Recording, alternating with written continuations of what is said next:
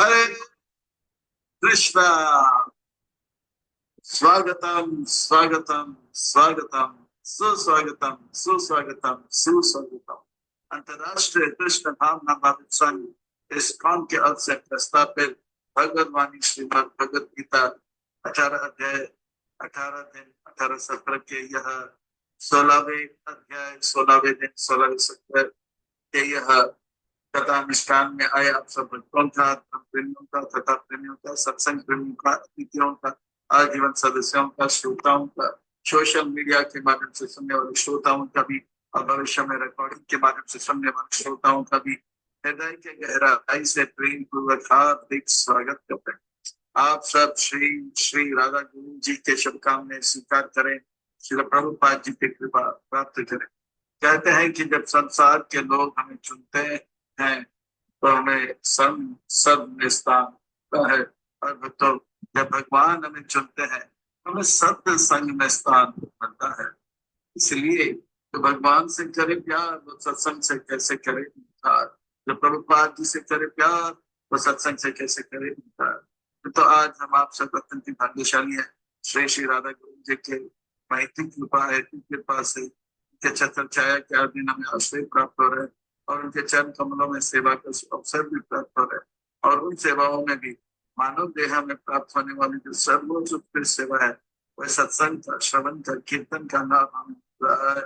इसलिए हम भगवान श्री श्री राधा गुरु जी के उनके परिकर सहित कृपा पद्मों पर नतमस्तक होकर कोटि कोटि वंदन प्रणाम अर्पण करते हुए संस्था के संस्थापक आचार्य कृष्ण कृपा श्रीमूर्ति अभय चरणारविंद भक्तिवेदांत स्वामी श्री प्रभुपाद जी उनके चरणारविंद कोटि कोटि वंदन प्रणाम अर्पण करते हुए गुरुदेव जो की दया में है, कृपा में है, करुणा में है, प्रार्थना स्मरणीय कुछ भी है, इनके चरणारविंद में कोटि कोटि वंदन प्रणाम अर्पण करते हुए यहाँ उपस्थित आप सब वैष्णव एवं वैष्णवी भगवत चरण अनुरागी महान वृंदों के चरणों में प्रणाम अर्पण करते हुए आप सबके चरणों में निवेदन करते हैं कि दास के ऊपर ऐसे कृपा बनाए रखे कि सेवा के माध्यम से हम आपको गुरुदेव को प्रभुपाद जी को प्रसन्न कर पाए। इन्हीं शब्दों के साथ आज के सत्र की ओर अग्रसर होते हैं, कथा को आरंभ करते हैं, प्रसंग को प्रारंभ। भगवत वाणी श्रीमद् भगवद गीता बड़ा पावन है, पवित्र है, मंगल है, शुभ है, दिव्य है, आध्यात्मिकता से लबालब करा हुआ है, भक्ति से रचा बचा हुआ है, हम भक्तों को हितकारक है, कल्याणकारक है, लाभदायक है। उनकी श्रीमद् भगवद गीता का अत्यंत सुंदर भगवान का गीत, मैं तो कहता हूँ ये सुंदर प्रेम का गीत है। श्रीमद का तो होता है सुंदर, भगवत का तो होता है भगवान का, गीत का तो होता है गाना। मैं तो कहता हूँ ये सुंदर प्रेम का गीत है। भगवान कृष्ण के हृदय में जो दया है, कृपा है, करुणा है जीव जगत के प्रति, वो उबर के अर्जुन के माध्यम से ये दिव्य संदेश आदेश उपदेश हमें प्राप्त हुए। वास्तव में अर्जुन के माध्यम से भगवान एक जो है प्रेम पत्र हमें दे रहे हैं, एक लव लेटर दे रहे हैं, कह रहे हैं कि मैं आप सबसे प्रेम करता हूँ, आपसे रूठ कर अलग होकर कष्ट क्लेश का अनुभव क्यों कर रहे हो, आप जब लौटा जा मैं आपको इतना सुख दूंगा जो जो बढ़ता जाए और जिसमें किसी प्रकार का रुकावट न हो। इस प्रकार का सुख देने का भगवान वादा करते हैं। भगवद गीता के पहले अध्याय में हमने देखा अर्जुन परेशान है और अर्जुन का परेशान का कारण है अर्जुन ने बनाया योजना कि वो नहीं लड़ेगा और भगवान की योजना है कि अर्जुन लड़ेगा। भगवान की योजना से अलग होने के कारण अर्जुन पूरी तरह से बौखला गया, वो परेशान है। इसी तरह से हम भी अगर अपने जीवन में परेशान है तो जरूर हम एक बना रहे हैं योजना जो कि भगवान की योजना से है अलग। लोग बड़े भाव के साथ चाव के साथ और उसमें भी देखते हैं दरवाजा, हैवान, वो कौन थी, रूप बंगला, प्यासी पुतनी, इस प्रकार से भयावह चित्र देखते हैं जिससे कि मनोरंजन के लिए। पर भयावह चित्र देखने की, हॉरर मूवी देखने की कोई आवश्यकता नहीं। केवल भगवान की योजना से थोड़ा हम योजना अलग बनाए तो हमारा जीवन इतना भयावह हो जाएगा, क्लेशदायक हो जाएगा, हॉरिबल टेरिबल और मिसरेबल हो जाएगा कि यह हॉरर मूवी भी फीका पड़ जाएगा और भूत प्रेत भी भाग जाएंगे, बोलेगा इसका तो जीवन हमारे से भी खतरनाक है। तो अर्जुन ने भगवान की योजना को समझने के लिए दूसरे अध्याय में गुरु धारण किया। हमें भी अपने जीवन में गुरु भगवान की योजना को जानने के लिए एक प्रामाणिक प्रति को धारण करना होगा। भगवद गीता के पहले अध्याय में अर्जुन ने कहा मैं पांडव हूँ। भगवान कहते हैं कि आपका असली पहचान दूसरे अध्याय में बता, आप पांडव नहीं, आप क्या हो? आत्मा हो, मेरे अंश हो। भगवत गीता के पहले अध्याय में अर्जुन कहता है कि ये कौरव सेना मेरे दुश्मन है। भगवान कहते हैं दुश्मन, हमारे असली दुश्मन बाहर नहीं अंदर है, वो है काम और क्रोध, कामेश क्रोधेश। तीसरे अध्याय में बताते हैं। भगवत गीता के पहले अध्याय में अर्जुन कहता है कि ये जो है पांडव सेना, ये मेरे अपने हैं। भगवान कहते हैं हमारे अपने जो है गुरुजन है और भगवान। पांचवें अध्याय में और चौथे अध्याय में बताते हैं। जब हमें पता लग जाता है कि भगवान की योजना क्या है, जब हमें पता लग जाए कि हम आत्मा है, शत्रु बाहर नहीं अंदर है, काम क्रोध है और हमारे अपने गुरु और भगवान है, तो भगवान की योजना पता लग जाता है। उसी को ध्यान लगाना, ये जो है छठा अध्याय है, यह है अ, ध्यान योग। सातवां अध्याय भगवान की योजना को कैसे हमारे जीवन बनाए, वो आर्ट ऑफ लिविंग है, वो सातवां अध्याय है। आठवां अध्याय भगवान की योजना को जीवन में को पूरा करते हुए कैसे दिव्य मरण को प्राप्त करेंगे है आठवां अध्याय, जिसे आर्ट ऑफ डाइंग। और जीवन और मरण के बीच में कैसे भगवान से प्रेम करेंगे, आर्ट ऑफ लविंग। और और किस प्रकार से अर्जुन ने 10वें अध्याय में और श्रवण करने की लालसा जागृत करी है, आर्ट ऑफ हियरिंग। और भगवान की योजना से हमारा योजना अगर अलग हो जाए तो किस प्रकार से हाल बेहाल हो जाएगा, आपको अर्जुन ने देखा है, आर्ट ऑफ सेइंग। हर स्थान परिस्थिति और समय में परम प्रसन्नता का अनुभव करते हैं शुद्ध भक्त। यह है 12वां अध्याय भक्ति योग। और जो है 13वां अध्याय 14वां अध्याय 15 16 17 18 में हम देखते हैं कि भगवान कहते देखो देखो देखो, पर चंद चक्षु से नहीं, ज्ञान के आंखों से देखो। शरीर के अंदर आत्मा परमात्मा को देखो, यह 13वें अध्याय। शरीर के बाहर तीनों गुणों का खेल देखो, यह 14वां अध्याय। और शरीर के अंदर और बाहर भगवान हमारे मदद के लिए है, ये 15वां अध्याय। और आज 16वें अध्याय में कौन अच्छे हैं कौन बुरे हैं, ये हम देखेंगे। इस अध्याय को और अच्छी तरह से समझने के लिए हम एक छोटा सा भूमिका के प्रस्थान करते हैं। ब्रह्मा जी शुद्ध कौन है और अशुद्ध कौन है? सरल शब्दों में भगवान के शुद्ध से शुद्ध मिला है वो सुर है, भगवान के सुर से शुद्ध ना मिला है वो असुर है। और भी एक जो है परिभाषा शुद्ध अशुद्ध का अच्छा है। रामायण कहते हैं कि जब समुद्र मंथन हुआ था तो वही धन्वंतरी भगवान जो है सुरापान इनके अमृत लेकर आए थे। और मोहिनी देवी के द्वारा जो देवताओं को ये सुरपान प्राप्त हुआ, तो इसलिए जो सुर को प्राप्त किए यानी कि सुरापान, वो अमृत को प्राप्त किए, जिसका दूसरा नाम है सुरापान, तो उनका नाम पड़ गया सुर। और जो ये सुरापान से वंचित रह गए वो क्या हो गया, असुर हो गया। तो इस प्रकार से जो है सुर असुर का परिभाषा रामायण में भी आता है। एक बार सुर जो होते हैं वो सतुगुण में होते हैं, वो खुद का भी लाभ चाहते हैं और उनका भी लाभ चाहते हैं। पर असुर जो होते हैं वो तमोगुण में ज्यादा होते हैं, वो अपना भी हानि करते हैं और उनका भी हानि करते हैं। इसलिए ब्रह्मांड का व्यवस्था बनाने के लिए ब्रह्मा जी सुर को साथ में रखते हैं। और असुर को अगर व्यवस्था दिए तो खुद का तो नाश करेंगे, ब्रह्मांड का भी नाश करेंगे, इसलिए उनसे दूर रखते हैं। तो असुरों को आया क्रोध, बोला कि हमारे साथ जो है अन्याय किया जा रहा है और देवताओं के साथ जो पक्षपात किया जाता है। सारे डिपार्टमेंट देवताओं को दिया जा रहा है, हमको कुछ नहीं। तो ब्रह्मा जी ने कहा ठीक है, आप लोग कल दोपहर 12:30 जाइए, राजभोग आरती भी होगा, फिर राजभोग का प्रसाद भी पा सकते हैं, लंच के लिए आ जाओ। तो पंगत में सब लोग बैठे रहे थे, तो भगवान ब्रह्मा जी ने कहा पहले सुर को लेने दो, फिर से पक्षपात कर रहे हो। हाँ, हम असुर को पहले लेने दो। तो बोला शर्त यह है, ठीक है ठीक है, कोई बात नहीं, आप लोग लीजिए, पर शर्त यह है कि आप अपने हाथों में जो है लकड़ी बांधोगे, यानी कि हाथ मुड़ नहीं पाएगा, और आपके सामने रसगुल्ला आपके सामने राजभोग रखा जाएगा। तो पंगत में सब बैठ गए थे और एक लाइन में बैठे थे और दो लाइन पे बैठे थे, आमने सामने, ऐसे दो पंगत में बैठे थे। अब सबको परोसा गया था राजभोग, पूरी, पराठा, नवरत्न कुरमा और पनीर टीका और इत्यादि। वो खा तो रहे थे आम रस इत्यादि, मुंह से पानी आ गया। महाप्रसादी गुरु जी बोलना ही भूल गया। और जो है वे इतने खाने के लिए ललाई, तो मुंह से तो पानी आ रहा था। और अ, पराठा जो है नवरत्न कुंड में तो मिला तो दिया बड़े मुश्किल से, और मुंह में डालते हैं तो वो ऊपर से गिर तो जाता है, और आंख में गिरता है तो कभी नाक में गिरता है, तो दूसरे आंख में गिरता है, तो कभी कान में गिरता है, पर मुंह में थोड़ा सा जाता है। और इस प्रकार से केवल परिश्रम उनके हाथ में लगा और प्रसाद उनको नहीं मिला। समय रही केवल। और देवताओं का बारी आया तो देवताओं ने प्रसाद आते ही महाप्रसाद गोविंदे ये मंत्र शरीर अभिजल मंत्र गाए।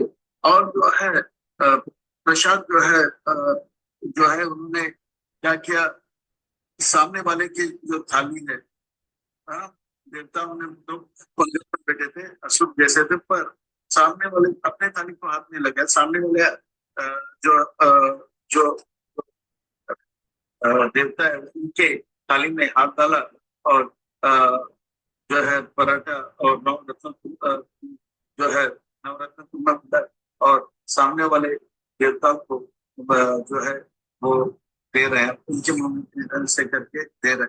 तो इस प्रकार से सामने वाला जो है वो इनको दे रहे थे। इस प्रकार से बड़े तालमेल के साथ, हाँ, तालमेल के साथ उन्होंने क्या किया,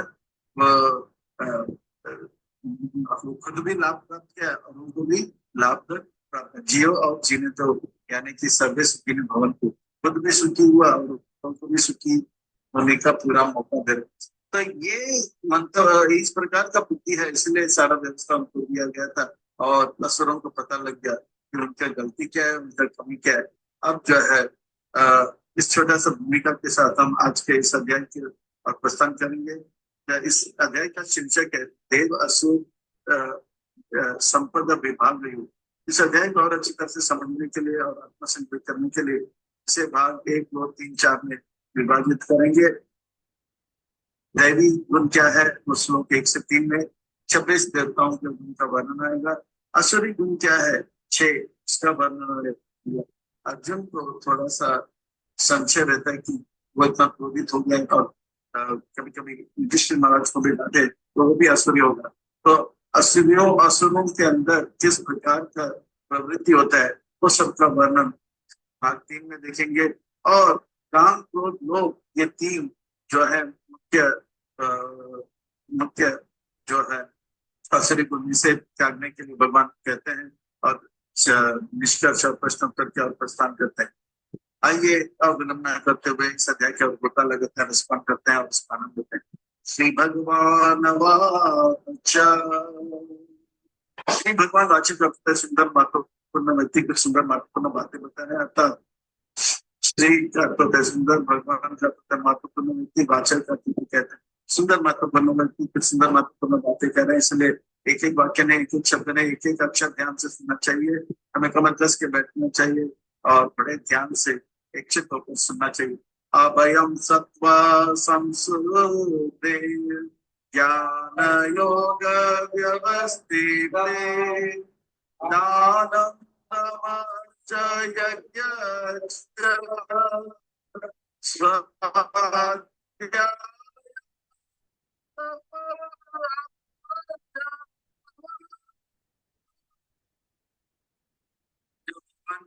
भक्त होते हैं, जो सतगुण वो जास्त मारी के मारी पुस्तक की बनते हैं प्रतिज्ञानी नाम भक्त शक्ति। वो जो है हर परिस्थिति में जानते हैं कि भगवान हमारा रक्षा करेगा, तो इसीलिए जो हमारे लिए अनुकूल है वही होगा। जैसे वो बालिका का मैंने उदाहरण दिया, एरोप्लेन जो है डामाडोल हो रहा है, सब बन गया, कोई ऐसे कर रहा है तो कोई ऐसे कर रहा है तो कोई ऐसे कर रहे हैं, पर वो तो मुस्कुरा रही थी। और 10 मिनट के बाद फिर से एरोप्लेन काबू में आ गया। तो एक सज्जन ने पूछा, बेटी आपको डर नहीं लगा? तो बिटिया ने कहा, अंकल इस प्लेन का पायलट है ना मेरे पिताजी हैं, और मेरे पिताजी जो है ना मेरे अहित कभी नहीं चाहेंगे। इस प्रकार से भक्त जानते हैं इस ब्रह्मांड रूपी, ये सृष्टि रूपी एरोप्लेन का जो है पायलट कृष्ण भगवान है वो हमारा अहित कभी नहीं चाहेंगे। तो इसलिए अभयम सत्य संशुद्धि, उनका हर पल हर स्थिति हर स्थान पे वो अपनी चेतना को पवित्र करने में लगा देते हैं। वो अपने मन को कभी अपवित्र नहीं करते हैं। और ज्ञान योग व्यवस्थित, वो हमेशा भगवान के नाम वो उन नामों को सुनते रहते हैं और मन से या तो श्रवण करते हैं या कीर्तन करते हैं या स्मरण करते हैं। इस संसार में भी हर कोई श्रवण कीर्तन और स्मरण करते हैं, पर वो सांसारिक बातों का, पर भक्त जो है श्रवण कीर्तन और स्मरण विष्णु का करते हैं और इससे अपने जीवन को धन्य करते हैं। वो आबाद हो जाते हैं। बाकी राम कथा सुनने से जीवन बर्बाद होता है, राम कथा सुनने से जीवन आबाद होता है। दानम, वो दान देते हैं, नाम का दान देते हैं, ग्रंथों का दान देते हैं और धन का भी दान देते हैं। और दमस, वो अपने इंद्रियों को वश में रखते हैं, आंख नाक कान को वश में रखते हैं। वो उनका प्रयास रहता है कि इंद्रिय के स्वामी ऋषिकेश का ही सेवा हो, ना कि माया का सेवा। यज्ञ का तो वो जो भी करते हैं या तो गुरु की प्रसन्नता के लिए करते हैं या तो भगवान की प्रसन्नता के लिए। स्वाध्याय का होता है वो ग्रंथों का अध्ययन करते हैं और उस पर मनन करते हैं और इसे जीवन में उतारने का प्रयास करते हैं। तप का अर्थ होता है तपस्या करते हैं। तप का अर्थ होता है भगवान को प्रसन्न करने के लिए करना। जैसे सुबह जल्दी उठना बहुत ही क्लेशदायक है, पर भगवान को प्रसन्न करने के लिए सुबह जल्दी उठते हैं। सोलह माला जब सुबह सुबह करना, भक्तों के बीच में करना बहुत ही कष्टदायक है, पर वो कर कष्ट लेते हैं ये करने के लिए, तो इसको बोलते हैं तपस्या। आर्जव का अर्थ है सरल, सरल का अर्थ है जो कहता है वही करता है, जो करता है वही कहता है। सरल जीवन, शरीर के लिए बहुत ही सरल जीवन और भगवान की सेवा, भगवान की को प्राप्ति करने के लिए ऊंचे विचार, तो इस प्रकार से सरल जीवन ऊंचे विचार, इसको आर्जवन कहते हैं। अहिंसा सत्यम अक्रोध त्याग शांति अपाय सुना दया भूतेषु आदु त्वां माधवानीर चपला। अहिंसा जो है वो किसी का हिंसा नहीं करते, ना तो तन से, ना तो मन से, ना तो वाणी से। वो जानते हैं जितना जीने का मुझे अधिकार है उसी प्रकार से हर जीव को जीने का अधिकार है। वो सत्य जो है, भगवान का नाम सत्य है, भगवान सत्य है, भगवान के भक्त सत्य है, इस पे अपना जीवन यापन करते हैं। और वो क्रोध से वंचित रहते हैं क्योंकि वो जानते हैं मन जो चाह वो हो तो भगवान का इच्छा, और मन जो चाह वो ना हो तो भगवान का मन जो चाह वो हो तो भगवान का कृपा, और मन जो चाह ना हो तो भगवान का इच्छा। भगवान का इच्छा हमारे इच्छे से लाखों गुना अच्छा, इसलिए सीताराम सीताराम सीताराम के जावेदी रहते ना होता है। मन जो चाह ना हो तो क्रोध उत्पन्न होता है, पर मन जो चाह ना हो तो मतलब क्रोधित नहीं होते। तो भगवान को धन्यवाद अदा करते हैं, कहते कि मेरा औकात बता दिया, मैं घमंडी हो रहा था, मैं अहंकार से फूक रहा था, पर जब मन जो चाह नहीं हुआ तो मुझे पता लगता है मैं एक नगण्य कुछ निकृष्ट जीव हूँ। तो इस प्रकार से जो है क्रोध से मुक्त रहते हैं और त्याग करते हैं। संसार में जो कुछ भी भगवान को प्रसन्न नहीं करते, गुरु को प्रसन्न नहीं करता, उन चीजों को त्याग करते हैं और हमेशा प्राप्त ही पर्याप्त है। वो प्रसन्न रहते हैं, संतुष्ट रहते हैं और अपना तो हम किसी का गलती नहीं देखते। आप पीठ पीछे ये नहीं बोलते सामने से बहुत अच्छे और पीठ पीछे लोगों का निंदा इत्यादि गलती दिखाना नहीं करते।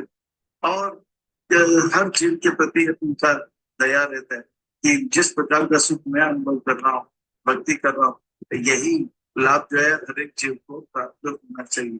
और जो है उनके अंदर किसी प्रकार के ईर्ष्या नहीं होता है, भला उसका कमिश मेरे कमिश से सफेद कैसे, वो उसके पास हमारे से बढ़कर जो है कपड़े, गाड़ी, बंगला कैसे है, तो ये सब जो है वो उसमें नहीं लगते हैं।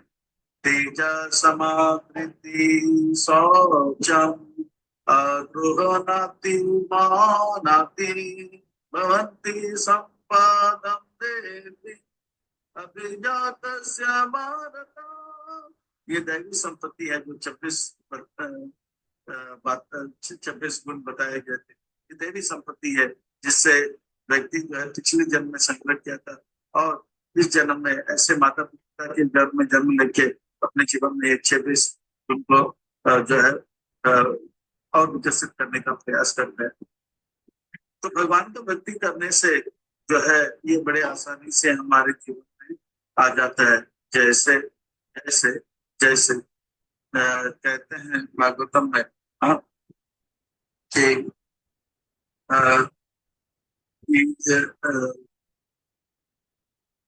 मनोरथेन दावतो बहि।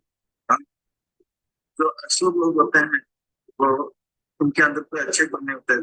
सर्वे गुण तथा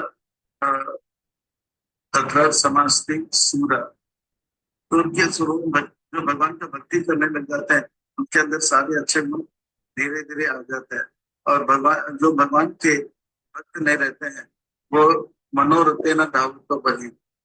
को अब असुर लोग होते हैं, भले दिखने में टिप टॉप रहते हैं, क्रोध से कोई इत्यादि ने मुस्कुराते रहते हैं, पर जैसे कंस रथ लेके जा रहा था तब कह रहे थे मेरी आज बहन की शादी है, मेरी बहन की शादी। जैसे आकाशवाणी आया तो एकदम क्रोधित होकर पूरा जो है बदल गया। हिरण्यकशिपु जी अपने बेटे से बहुत प्यार कर रहा था प्रहलाद से, और जिस वक्त उनका बेटा नारायण का नाम लिया तो एकदम क्रोधित हो गया। तो मनोरथे न दावत बहि भगवता भगवान की भक्ति जो करते हैं उनके अंदर ये सारे गुण आ जाते हैं और भक्तों के अंदर ये गुण आते हैं। ये भगवान के भक्त जो है सारे ईर्ष्या से मुक्त हो जाते हैं, मान इत्यादि से भी परे रहते हैं। अब ये जो कट्टे फल है, जो जो अश्वत्थ वृक्ष का वर्णन आया था, इसके 6 गुण बताते हैं असुरों का। दंभ दर्प अभिमान च क्रोध पारुष्यामेव च अज्ञानं चाभिजातस्य पार्थ संपदा आसु। तो इस प्रकार से यह संपत्ति है असुरों का। क्या है? दंभो, यानी कि बहुत ही घमंडी होता है, मेरे पास इतना है इतना है, यानी कि वो दूसरे को जो है बहुत ही तुच्छ समझता है और अपने आप को बड़े समझता है। जैसे रावण, हिरण्यकशिपु। हम ये 26 गुण को समझने के लिए आप प्रहलाद को स्मरण करेंगे तो सारे तो जो है शुद्ध गुण पता लगेगा, और हिरण्यकशिपु को स्मरण करेंगे तो सारे अशुभों।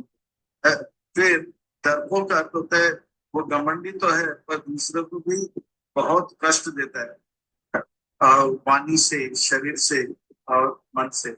और जो है अभिमान, वो जो है अपने आप को भगवान समझता है और ये बस सोचता है कि दूसरों को तो दबाता है और दूसरों से उससे अपेक्षा रखता है कि वो उनका पूजा पाठ पाठ इत्यादि करे, शाबाशी दे। तो ये अभिमान।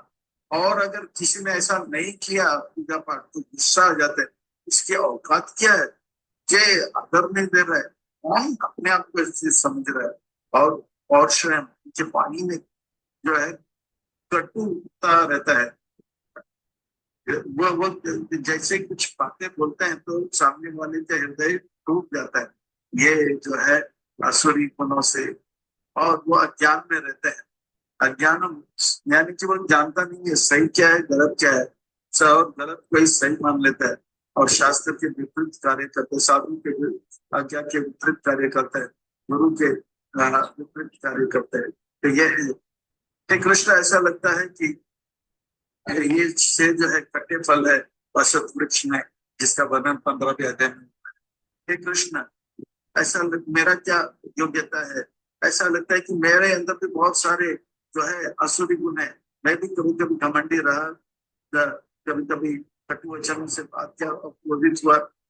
क्या मैं अब अपने से बड़ों को भी मारने जा रहा हूँ तो मैं जरूर नरक जाऊंगा।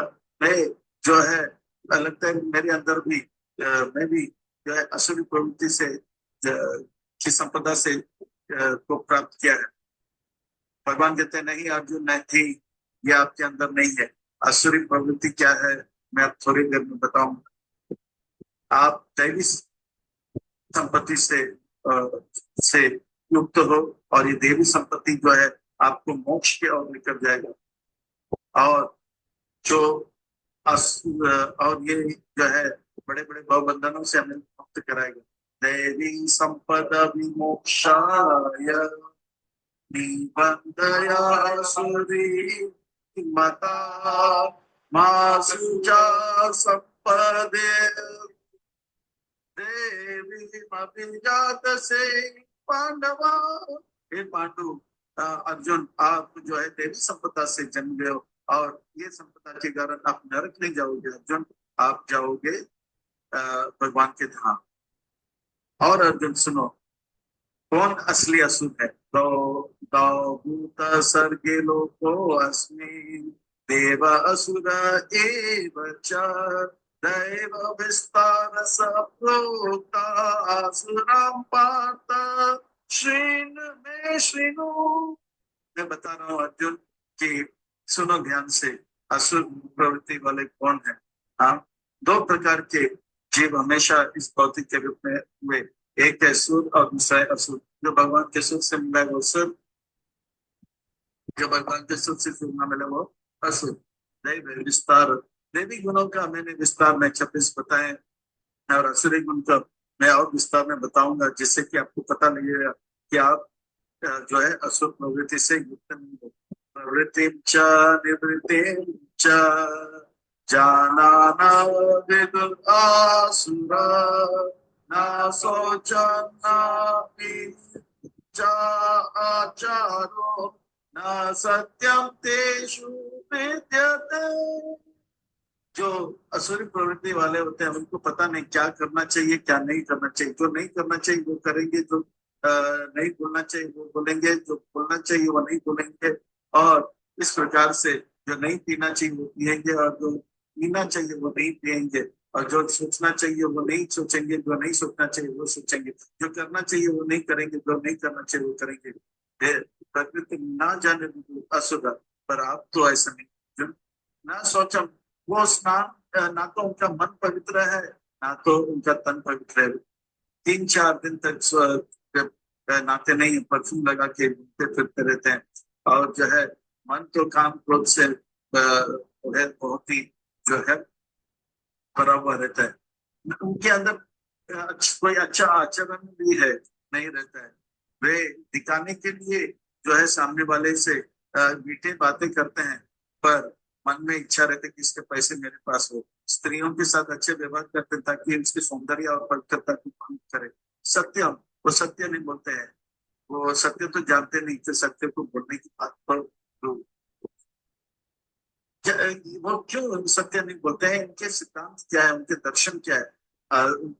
असत्यम अपराधिस्तम ते जगत आहु अनीश्वर परस्परम संभूता जीवन्याद कामार्थिकम्।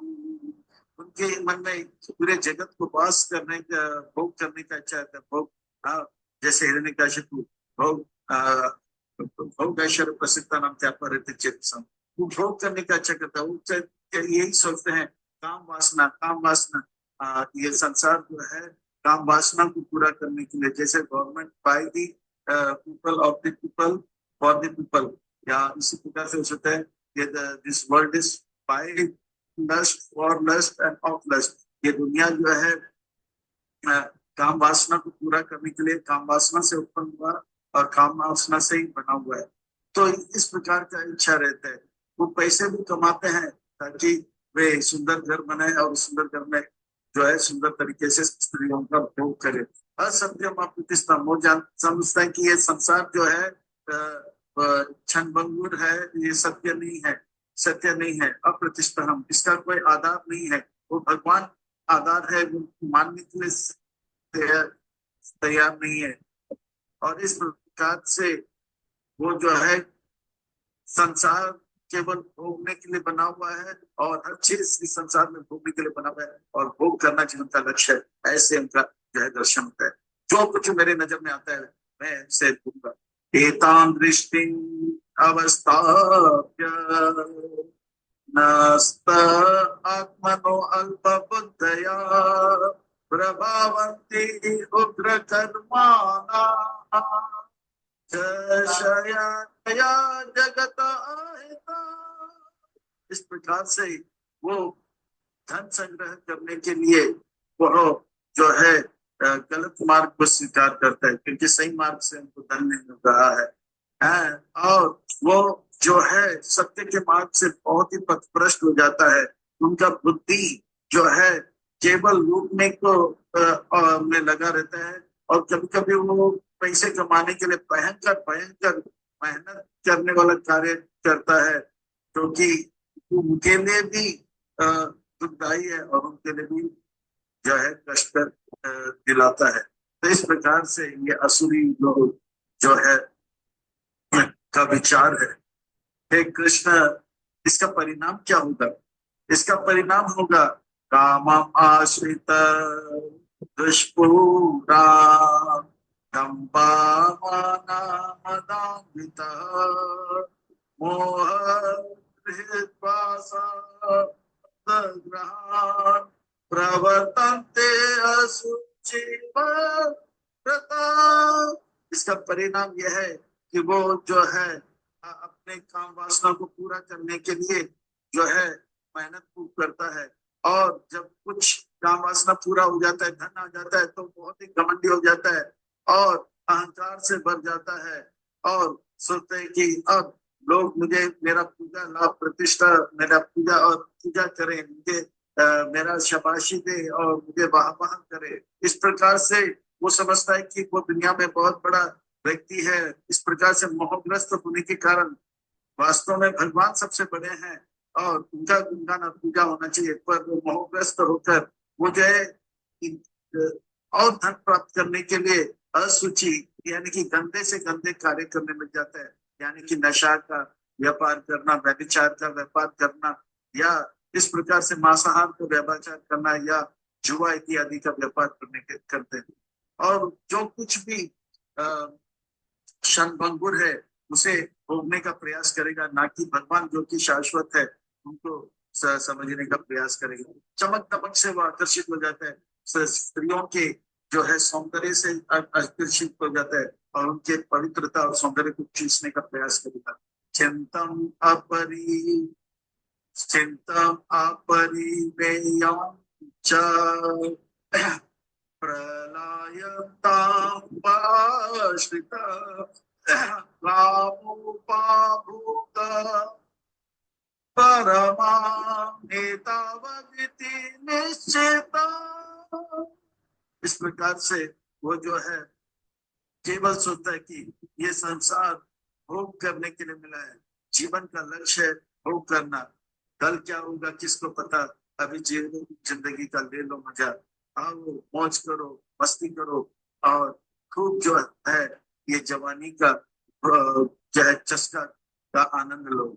और इस प्रकार से वो धन संग्रह करता है, और धन संग्रह करने में के लिए वो हमेशा ललायित रहता है। चिंतम अपरायण, और वो और धन चाहिए और धन चाहिए, इसके लिए वो चिंतित रहता है, और काम भोग प्राप्त करना ही जीवन का लक्ष्य करके वो जो है उसी पे लगा हुआ रहता है।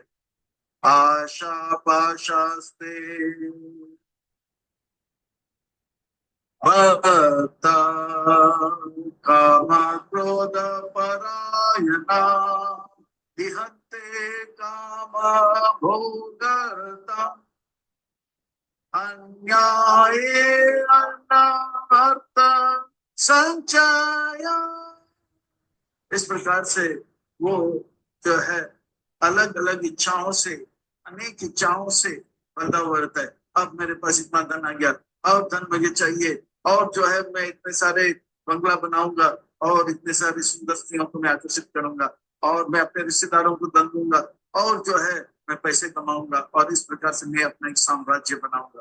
काम, आशा, पाशा, स्त्रीर, बद्ध, और काम और कुछ तो कभी उनका इच्छा पूरा नहीं होता है तो एकदम से क्रोधित हो जाता है, और इच्छा पूरा हो जाता है तो और लोभी होता है। काम परायण होते हैं, क्रोध परायण होते हैं, पर वो नारायण परायण या दामोदर परायण है, कृष्ण परायण है, या जो है अच्युत परायण नहीं होते हैं। इहंत काम भोगार्थम नान्य संचयन। इस प्रकार से वो पैसे पे पैसे इकट्ठा करने में लग जाता है, और इस पैसे को प्राप्त करने के लिए वो जो है पाप के मार्ग में और चला जाता है। इदम अद्या मया लब्धम इमं प्राप्स्यसे मनोरथम इदम अस्ति इदम अपि मे भविष्यति पुनर्धन। इस प्रकार से जैसे हिरण्यकशिपु को स्मरण करेंगे तो ये आसुरी गुण जो भी बताया, भगवान बता रहे हैं, सब फिट बैठ जाता है और समझ में आ जाएगा। वो कहते हैं आज मेरे पास इतना धन है, और मैं और धन संग्रह प्राप्त करूंगा, जितना मुझे धन चाहिए मैं धन प्राप्त करूंगा, और भविष्य में मैं ऐसी योजना बनाऊंगा अभी कि भविष्य में मुझे और धन प्राप्त होगा, और ये धन अभी मुझे प्राप्त हुआ है, इस धन से मेरे मन की गाड़े, हवाई जहाज चाहिए, सब जो है इस धन से मैं संग्रह करूंगा, और भविष्य में और योजनाओं से और धन संग्रह करूंगा। आसो मया हताश अनिश्ये च परा अपि ईश्वर महापोति सिद्धो हम बलवान सुखी। और आज मैंने मेरे बहुत सारे शत्रुओं को अब तक मार दिया है, और थोड़े बहुत शत्रु बचे हुए सबको भी मैं नाश कर दूंगा। जैसे हिरण्यकशिपु, रावण जैसे, मैं ईश्वर हूँ, ये दुनिया मेरे जो है इशारे से चलता है, और एक पत्ता भी मेरे आज्ञा के बगैर हिलेगा नहीं। अहम होगी, मैं सब कुछ को भोग दौड़ करूंगा, और मैं जो है मेरे जैसे कोई नहीं है, मैं सबसे बड़ा हूँ, हमसे बढ़कर कौन, हम किसी से नहीं है काम। तो इस प्रकार से मैं बलवान हूँ और मैं सुखी हूँ। धन के घमंड में ऐसे ऐसे बातें करने लग जाते हैं, धन और बल के घमंड में वो अंधा हो जाता है, और इस प्रकार की बातें गिरने का शुरू जैसे वो करते हैं। अतयो अभिजानावानस्मि को अन्यो अस्ति सदृशो मया यक्ष्ये दास्यामि मोदिष्या इति अज्ञान विमोहता। इस प्रकार से वो अज्ञान से विमोहित होकर जो है वो सोचने लग जाते हैं, अब जो है मेरे जैसे इस संसार में कोई नहीं है, और मैं जो हूँ और यज्ञ करूंगा, और उस यज्ञ के माध्यम से और बलवान होऊंगा। मैं थोड़ा दान दक्षिणा भी करूंगा, और उसके बाद मेरा जो है मुझे और थोड़ा धन प्राप्त होगा, फिर मैं खूब जो है ऐश करूंगा, मजा करूंगा, और सुख लूंगा, और अपने रिश्तेदारों को भी सुख दूंगा। इस प्रकार के अनेक उनके चित्त में जो है इच्छाएं रहते हैं। अनेक चित्त विभ्रांता मोहजाला समावृता प्रासक्ता काम भोगेषु पतन्ते नरके असुचा। वो आसक्त नहीं, प्रकृष्ट रूपे न आसक्त हो जाता है। प्रासक्त काम भोगेषु, अपने इच्छाओं को, बड़े बनना चाहिए, बड़ा गाड़ी चाहिए, सुंदर स्त्री चाहिए, नाम चाहिए, यश चाहिए, इस प्रकार से अनेक चित्त विभ्रमता, उनके मन में अनेक अनेक इच्छाएं होते हैं। वो अपने आप को भगवान मानते हैं, और वो सोचते हैं कि सब कुछ उनके इशारा में चल रहा है। इस प्रकार से मोह जाल में के साम आवृत हो जाता है, और जो है वो तो उनके पाप पे पाप, अपराध पे अपराध करते हैं। पतंती नर के असुर, वो अपवित्र हृदय होने के कारण इसका परिणाम अर्जुन यह है कि वो नरक चला जाएगा। आप जानते हैं इनका परिणाम क्या चाहते हैं? इनका परिणाम है वो नरक चला जाएगा।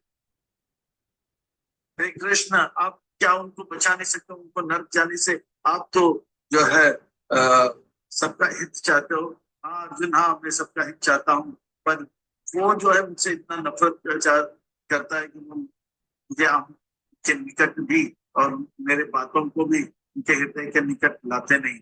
आत्मसंभाविता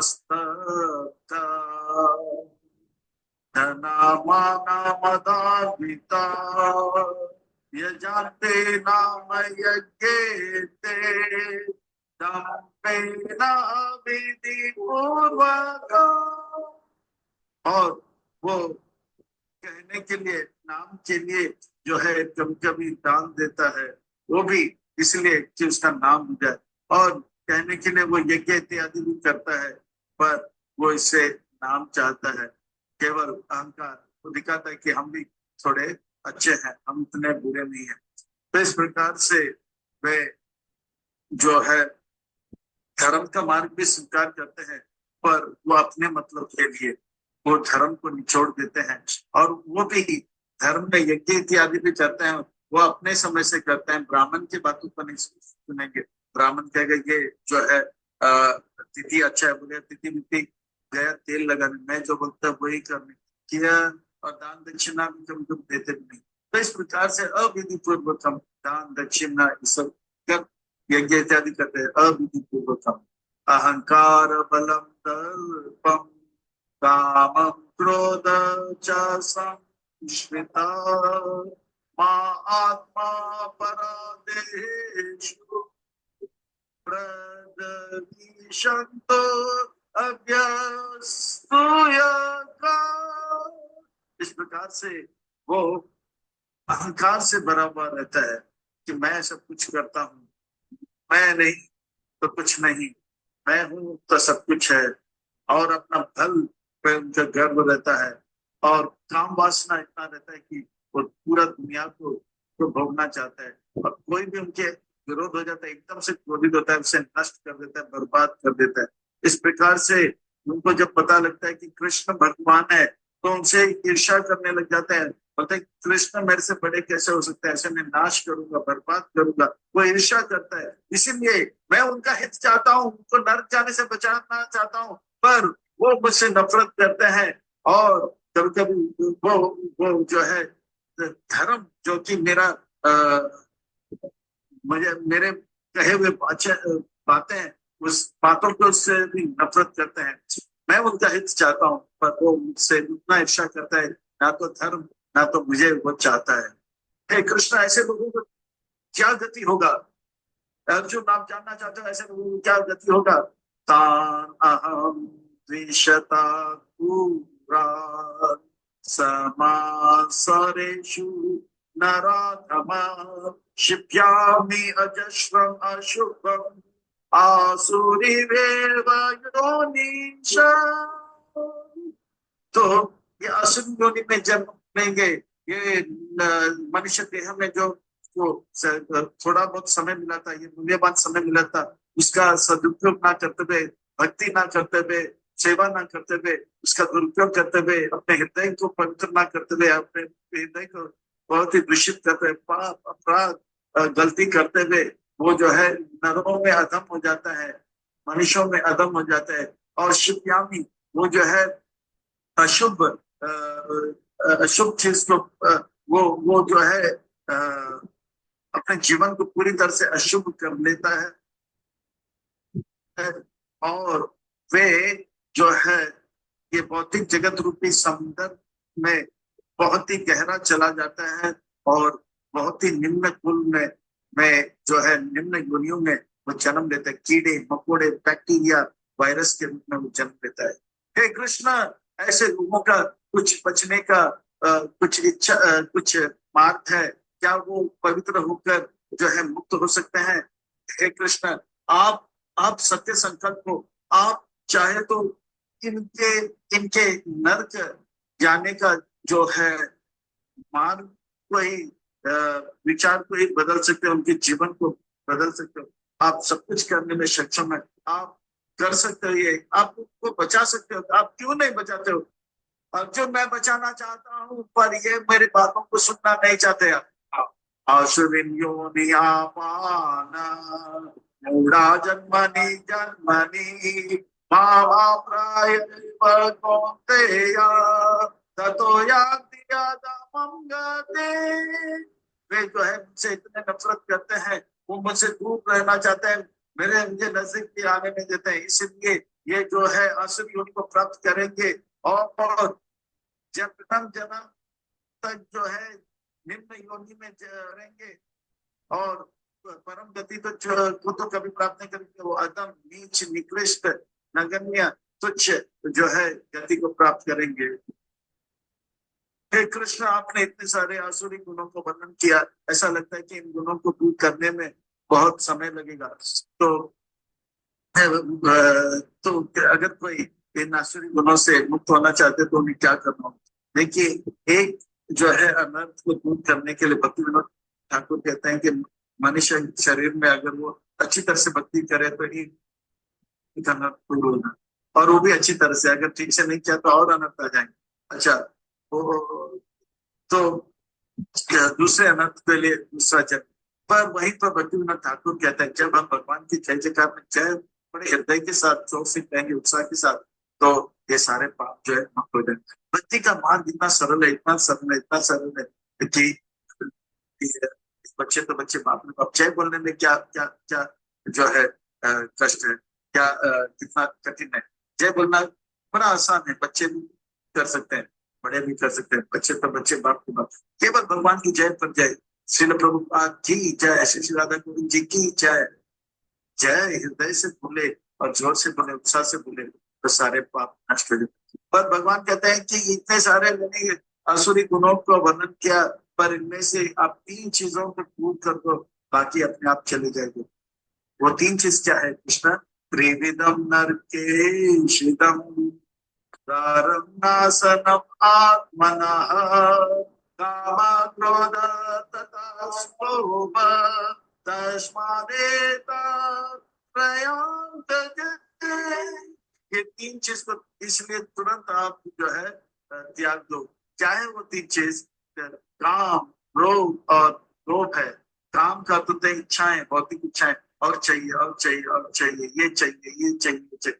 क्रोध यानी कि वो नहीं मिला तो वो क्रोध उत्पन्न होता है, और वो चीज मिल गया तो लोभ उत्पन्न होता है। 10 रुपया चाहिए, 10 रुपया चाहिए, काम है, 10 रुपया मिल गया तो लोभ उत्पन्न है, और 100 रुपया चाहिए, 1000 रुपया चाहिए, और अगर 10 रुपया चाहिए और नहीं मिला तो क्रोध उत्पन्न होगा, मुझे क्यों नहीं मिलता है।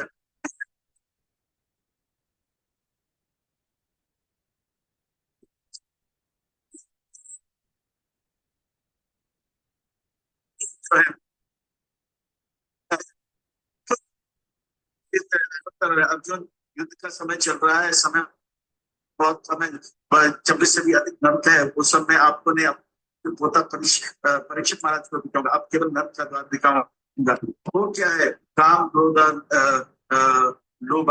अगर कोई कहता है कि लड़की को देखकर, स्त्री को देखकर से एकदम काम बोलता है कि इसे भोगूंगा, और गाता है ये क्या खूब लग रही हो, बड़ी सुंदर लग रही हो, तो समझ लेना कि वो काम वासना से युक्त हो गया और नर्क का दरवाजा को खटखटा रहा है। अगर कोई व्यक्ति बोलता है कि अरे मेरे बात नहीं मानते हो, मार दूंगा तुम्हें, यानी कि क्रोधित हो गया, तो समझ लेना चाहिए वो कहाँ जा रहा है, नर्क का दरवाजा को खटखटा रहा है। और बोलते पैसा चाहिए, पैसा चाहिए, अरे और चाहिए, अरे और लाभ चाहिए, और फायदा चाहिए, फायदा चाहिए, और लोग दिखाते हैं अपने जीवन में, तो समझ लेना चाहिए वो क्या करे, नर्क का दरवाजा खटखटा रहा है। तो भगवान कहते हैं नर्क को अभी नहीं बताऊंगा, नहीं तो यहाँ पर समय जो है युद्ध का चालू हो गया है और समय कम है। पर नर्क का द्वार आपके पुत्र कौन है? वो परीक्षित महाराज जी को सुनाऊंगा। हमारे आंदोलन के एक अच्छे गुरु, आचार्य, वैष्णव सन्यासी महाराज नवोदय स्वामी महाराज प्रभुपाद जी के प्रिय शिष्य से, वो विनोद हेतु कहते हैं कि एक बार यह दिल्ली का एक व्यक्ति था, अहमदाबाद या मुंबई का एक व्यक्ति था, वो नरक चला गया था। जो उन्होंने पाप किया था, वो नर्क चला गया। नर्क जब गया तो नर्क जब गया तो यमराज ने कहा, लोग इनका फाइल खोलो। बोला नहीं, तो केवल पाप ही पाप किया, अरे थोड़ा बहुत गलती से कुछ अच्छा काम किया। हाँ, तो आपने अच्छा काम किया इसलिए स्वर्ग, और बुरा काम किया इसलिए नर्क। तो बोला, तो पहले स्वर्ग जाना चाहोगे या नर्क जाना चाहोगे? बोला वैसे तो ठीक है, पहले स्वर्ग, नर्क तो जाना ही, पहले मैं स्वर्ग जाता हूँ। तो स्वर्ग में गए तो दरवाजा लिफ्ट ऊपर क्या हो गया, वो नाचने लग। देखा कि स्वर्ग खुला तो धुआं आया, फिर सुगंध आया, फिर मंद मंद जो है वायु चलने लगे, और सारा लोग नाच रहे हैं, गंधर्व लोग गा रहे हैं, सब कुछ स्लो मोशन में, उनका दिल बहुत ही खिल गया। ये तो बहुत ही अच्छा है। फिर बोला कि चलो नर्क जाने। बोला नहीं, थोड़ी देर और, थोड़ी देर नहीं, चल नर्क। नर्क गया तो नीचे निकल गया, जैसे नर्क का दरवाजा खुला एकदम से अंधेरा था, फिर एकदम से रोशनी, फिर अंधेरा, फिर रोशनी, फिर धक्किन धक्किन धक्किन धक्किन धक्किन इतना आवाज आया। फिर देखा कि कोई शराब पी रहा है, तो कोई कबाब खा रहा है, तो कोई जो है नाच रहा है। तो ये सब देखते बोला, ये तो हमारा हैदराबाद है, ये बम्बई या दिल्ली जैसे ही है। ये डिचिक डिचिक वो नाचने लगा, ये नर्क है। बोला यही नर्क है। हाँ हाँ, यही नर्क है, यही नर्क है, हाँ यही नर्क है। तो बोला वैसे तो नर्क नहीं चाहिए, फिर भी पहला, फिर उसको ऊपर ले गया। बोला नर्क जाओगे कि स्वर्ग जाओगे? फिर बोला कि वैसे तो नर्क जाना नहीं, स्वर्ग ज्यादा, स्वर्ग अंदर से उनको लगा कि थोड़ा बोरिंग है, तो ये तो अपना ही बम्बई जैसा है, टचिंग टचिंग टचिंग टचिंग। अच्छा, तो फिर गया लिफ्ट नीचे, और जैसे नीचे लिफ्ट गया, लिफ्ट खुलाते एकदम तेज रोशनी और रेत था, और बहुत ही जो है गर्मी था। और उसे घसीटने के लिए यमदूत आए थे, चल, और उसे कोड़े मार रहे थे, चल। बोला अरे नहीं, ये नर्क नहीं है, अरे वो ढच्चिक ढच्चिक क्या है, वो क्या ढच्चिक ढच्चिक बोला है, मार उसको, ढच्चिक ढच्चिक बोल रहे, खींच के मारे। पर वो मुंबई का था, दिल्ली का था, या अहमदाबाद का था, बहुत चालाक था। हाँ, वो क्या पकड़ा पकड़ी, लंगड़ी शाकली वगैरह खेला था, कबड्डी सब खेला था। तो वो अपने आप को बचाया और भागा, भागा, भागा, और ऊपर आया। तो बोला धोखा धोखा धोखा, गलती हुआ है, ये लोग मेरे साथ बहुत बुरा कर रहे हैं, गलती, धोखा, ये गलती, गलती कर रहे हैं मेरे साथ। देखो नर्क लेके जाना चाहिए था। हाँ, टचिंग टचिंग हो रहा है, वो रेत में लेके जाके कोड़ा मार रहे, पीट रहे। समझाओ उनको नर्क कैसा है। बोला अरे वही, वो जो लेके जा रहा है वही असली नर्क है। पर वो क्या था, डिचिंग डिचिंग, वो जो है हमारा एडवर्टाइजमेंट डिपार्टमेंट है। क्यों एडवर्टाइजमेंट डिपार्टमेंट? अरे नर्क, अगर हम सबको ये बताएंगे कि ये रेत है, आग है, और पीड़ा हो रहा है, तो कोई नर्क नहीं आएंगे। पर ऐसे ऐसे डिस्को विस्को हो जाता है तो सब नर्क में आते हैं। ये हमारा एडवर्टाइजमेंट डिपार्टमेंट। तो बच्चों, ये जो है चमक दमक, चाहे अहमदाबाद का हो, न्यूयॉर्क का हो, या मुंबई या दिल्ली का हो, ये चमक दमक से दूर रहना चाहिए। शराब के दुकान से दूर रहना चाहिए, और शबाब यानी कि स्त्रियों के चमड़ियों को स्पर्श करने से भी दूर रहना चाहिए, या मांसाहार इत्यादि से दूर रहना चाहिए। ये सब नर्क के द्वार है। तो इस प्रकार से जो है उनको नर्क में लिया जाता है। हे कृष्ण, ये तीन काम, क्रोध, लोभ को त्यागने का परिणाम क्या है, उसका उससे लाभ क्या होगा? एते विमुक्ता कौन्तेय तमो द्वारे नरः आचरति आत्मना श्रेया ततो याति परम गतिम्। जो इस तीन असुर लोग, तीन जो है गुणों से भरे होते हैं, वो अधम गति को प्राप्त करते हैं। पर जो सुर होते हैं, तीन काम लोग को उससे परे हो जाते हैं, अपने हृदय से निकाल देते हैं, वो परम गति को प्राप्त करते हैं। वेते विमुक्त, अच्छी तरह से मुक्त होते हैं कुंती के पुत्र।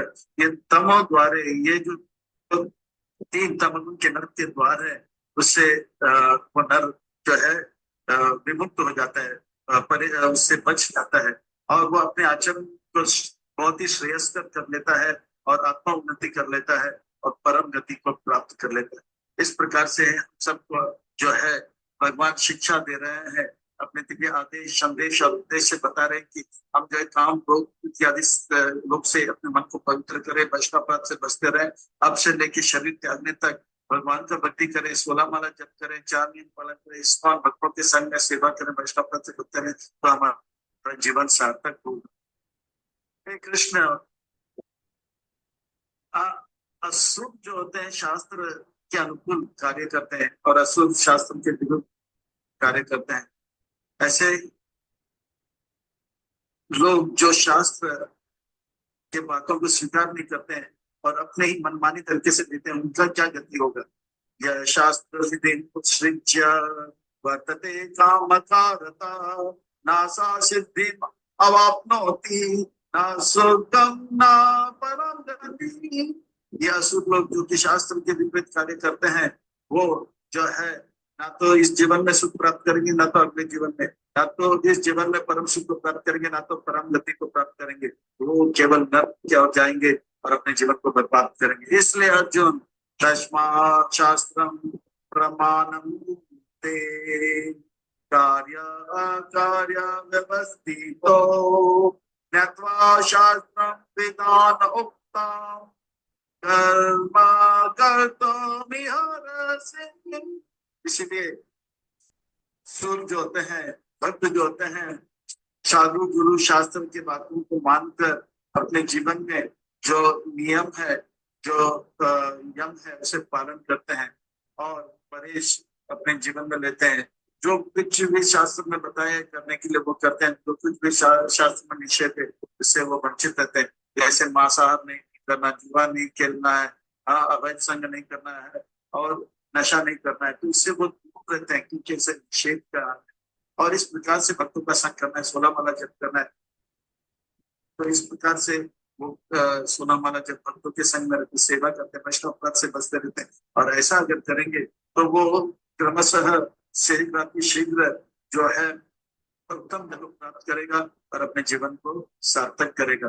अतः इस अध्याय को समझने के लिए प्रहलाद महाराज जैसे हमें अपने जीवन में साधु गुरु शास्त्र की बातों को मानकर हम जो है अब से लेके शरीर त्यागने तक जो है भक्तों के संग में 16 महाराज जब और 4 नियम पालन करते हुए वैष्णव अपराध से बचते हुए वैष्णव सेवा करते हुए ईश्वर में रहेंगे तो जरूर परम गति को प्राप्त करेंगे। और अगर कोई हिरण्यकशिपु जैसे लोग से प्रभावित हो जाएगा, वो दुर्गति को प्राप्त करेंगे। हमें अपने विवेक बुद्धि को लगाकर हमें प्रहलाद जैसे अच्छे भक्त बनकर औरों को भक्त बनाकर प्रभुपाद जी को प्रसन्न करके, गुरु जी को प्रसन्न करके अपने जीवन को सार्थक करना है। हरे कृष्णा।